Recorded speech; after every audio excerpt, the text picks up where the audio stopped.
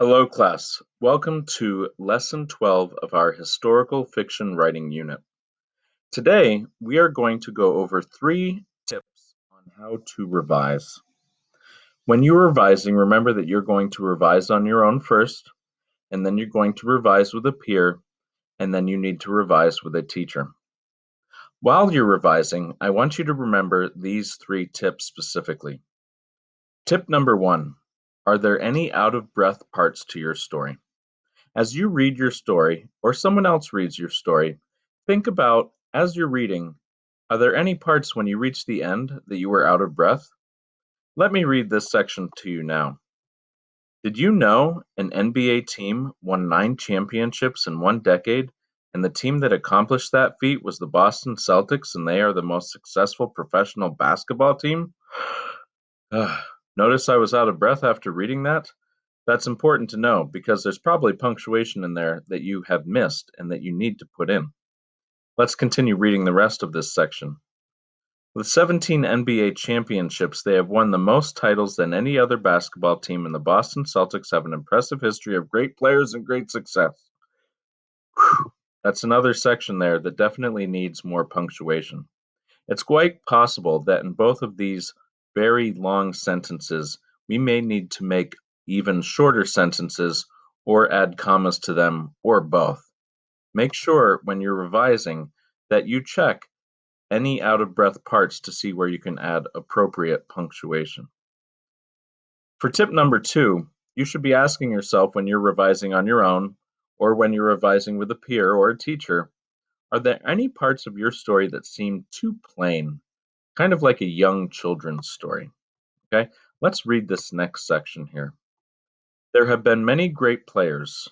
Some of these players are Larry Bird and Paul Pierce. They have a lot of wins.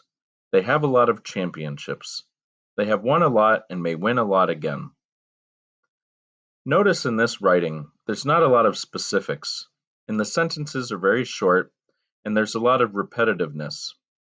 If this is the case of your writing, and you notice that it kind of reads like a young children's story where it's just trying to teach someone how to read and not necessarily give a lot of good descriptions, then you probably need to add some things to your writing to add better descriptions and more details. So for tip number 3, are there any questions from your readers about missing content? So, when you read the story on your own, when you're revising, you may have questions of your own as you're reading your content. You may wonder what you might be missing. You may have questions about parts that you feel need answering, and you never answered them when you wrote your story. Let's look at this section now. There have been many great players that have worn the Celtics colors. One player helped the Celtics win 11 championships. Another famous player helped them win 3 championships. Paul Pierce helped the Celtics win their last championship. Let's say I wrote this, which I actually did, and then I had someone read it. What are some questions they might have after reading this section? Because there are a lot of details here that I left out. First sentence, there have been many great players that have worn the Celtics colors. What are the Celtics colors? Now you may know, but the reader might not know.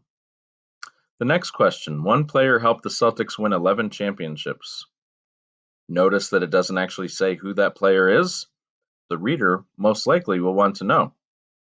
Another famous player helped them win 3 championships. Again, the writer has left out the most important part in this sentence, and that's the player's name. Then last but not least, the last sentence, Paul Pierce helped the Celtics win their last championship.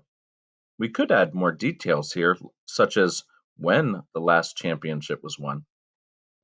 So again, what I want you to do when you start revising your historical fiction piece, I want you to think of these 3 tips as you're reading or when you have a peer or a teacher read your story. Tip number 1, are there any out-of-breath parts to your story? If so, make sure you add the correct punctuation. Tip number 2, are there any parts of your story that seem too plain, like a young children's story?